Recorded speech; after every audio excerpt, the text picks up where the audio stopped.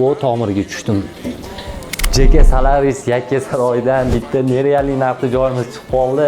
Narxni eshitib o'zim ham hayron bo'lib qoldim. Uy yaxshi tushunadiganlar xolis fikridan qoldirasizlar. Yakkasaroy JK Solaris 10 qavatli bino 8-qavatida. Mana remontini qaranglar. Haqiqatdan pul ayalmagan, ortiqcha ta'riflab o'tirish hojati yo'q. Padiz bo'ylab kiraverar ekanmiz. Kuxniyamiz studiya formatda qilgan ekan. Egalari bilan savdolashib, shu ko'rib turgan barcha mebel texnikalar shundoqga qoladi. Detallarni birma-bir qilsam video cho'zilib ketadi. Alloh orqa balkonlarga ega. Bu tomonimizda ko'rsanglar bo'ladi.